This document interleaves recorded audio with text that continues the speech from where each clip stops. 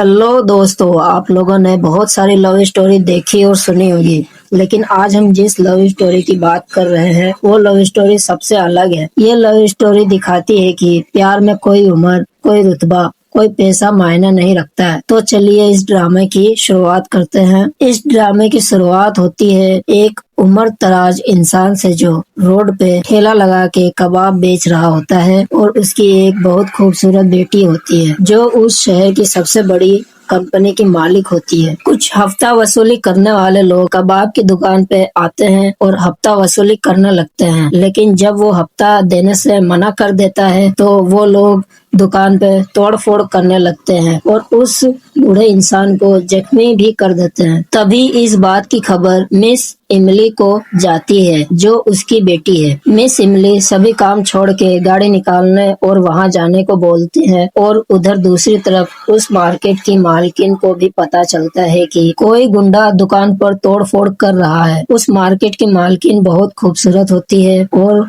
वो भी एक छोटी कंपनी की सीईओ होती है। उसका नाम मिस लिली होता है। जब मिस लिली उस बूढ़े इंसान के पास जाती है तो देखती है कि कुछ गुंडे उसको मार रहे हैं। वो तुरंत उस गुंडे को वहां से भगाती है और उस बूढ़े इंसान को बोलती है कि अंकल, मेरा नाम मिस लिली है और मैं यहाँ की मालकिन हूँ। आपको ज्यादा चोट लग गई है, चलिए हम हॉस्पिटल चलते हैं। मिस लिली उस अंकल को हॉस्पिटल ले के चली जाती है। फिर वहाँ पर मिस इमली पहुँचती है तो उसको पता चलता है कि कोई उसके डैड को हॉस्पिटल ले गई है। उधर हॉस्पिटल में कुछ टेस्ट कराने के बाद अंकल बोलते हैं, मैंने बहुत टेस्ट करा लिया, मुझे कुछ नहीं हुआ है। तभी मिस लिली थोड़ा मजाकिया अंदाज में बोलती है, अंकल आप टेस्ट कराने से मना कर रहे हैं, कहीं आपको कुछ सीरियस पता चलने का तो डर नहीं है ना। तभी अंकल बोलते हैं, ये क्या बोल रही हो तुम। इतने में मिस लिली जबरदस्ती टेस्ट कराने के लिए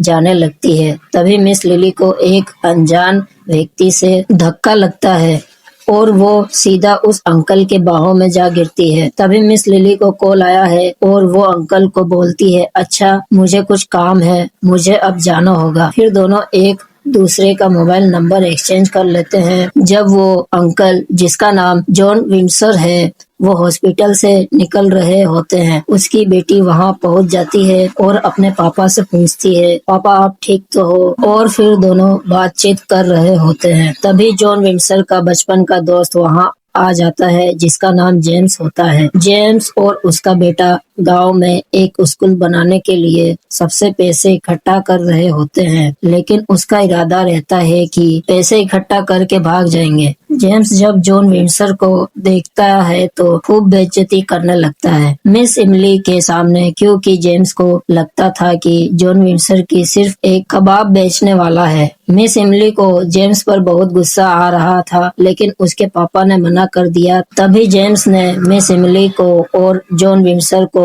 अपने फंक्शन में आने के लिए और डोनेशन देने के लिए आमंत्रित किया। अगले दिन मिस इमली को पता चलता है कि कोई लड़की उसके पिता को हॉस्पिटल लेकर गई थी जो एक छोटी कंपनी टाइसन ग्रुप की सीईओ है। मिस इमली को लगता है कि वो लड़की मेरे पापा को फंसा के मेरी सौतेली माँ बनना चाहती है। इसके लिए वो मिस लिली को बुलाती है और उसको अपने कंपनी के साथ सारे रिश्ते तोड़ने की धमकी देती है।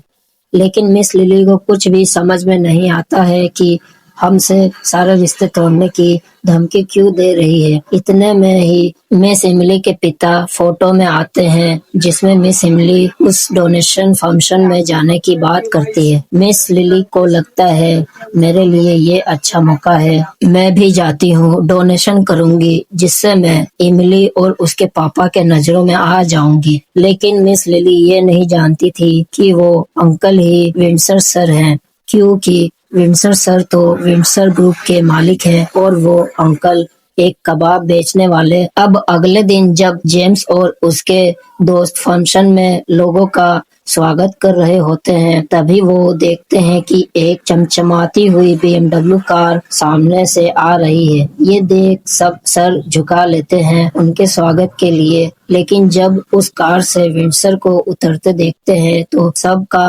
मूड खराब हो जाता है और सब बोलने लगते हैं, ये तो दिखावे के लिए गाड़ी भाड़े पे लाया है। ये सिर्फ एक कबाब बेचने वाला है, इसका इस कार से कोई रिश्ता नहीं है। अब सभी लोग फंक्शन में जाते हैं। इतने में पीछे से मिस लिली आती है। वो जेम्स के बेटे से मिलती है और बोलती है, तुम तो विंडसर को जानते होंगे, मेरी उनसे बात करा दो, मैं तुम्हें कुछ पैसे दूंगी।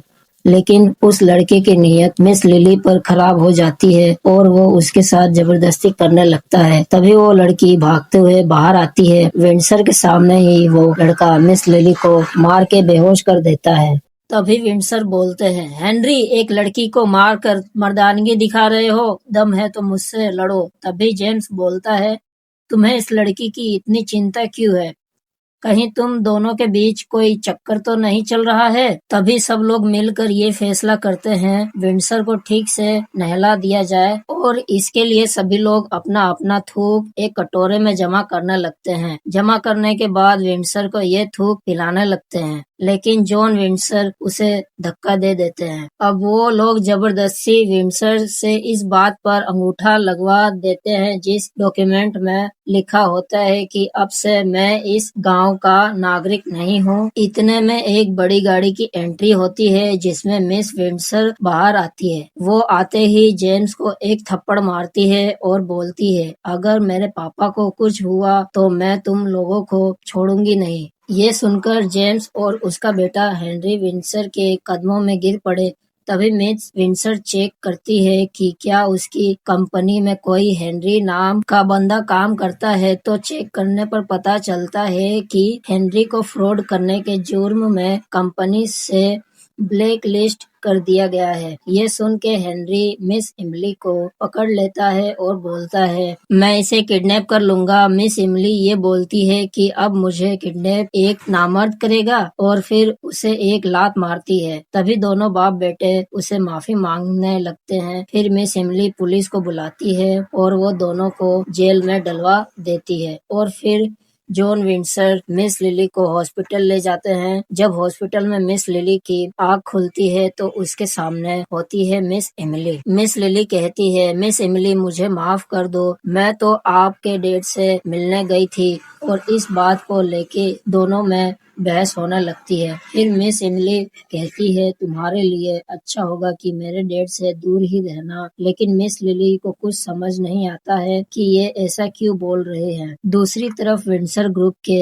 एंटी ग्रुप को पता चलता है कि मिस लिली है जो विंडसर ग्रुप के साथ काम करती है। अगर मिस लिली को किसी तरह अपनी तरफ करके विंडसर ग्रुप की इनसाइडर इंफॉर्मेशन निकाल ले तो विंडसर ग्रुप खत्म हो जाएगा। और इस एंटी ग्रुप की सीईओ होती है मिस लीजा। मिस लीजा के साथ रॉबिन होता है जो कि मिस लिली का एक्स बॉयफ्रेंड भी होता है। लीजा रॉबिन को मिस लिली को बुलाने के लिए बोलती है। उधर मिस और जॉन विंडसर एक दूसरे से बात ही कर रहे होते हैं कि रॉबिन अचानक से फूल का गुलदस्ता लेते हुए अंदर आता है। ये देख मिस लिली बहुत चौंक जाती है और पूछती है, तुम यहाँ क्या कर रहे हो? रॉबिन उसे अपने प्यार का झूठा नाटक दिखाता है, लेकिन मिस लिली जॉन विंडसर का हाथ पकड़ के कहती है, ये मेरा बॉयफ्रेंड है, तुम अब मुझसे दूर ही रहो। लेकिन रॉबिन मिस लिली के साथ जबरदस्ती करने लगता है। ये देख जॉन विंडसर उसे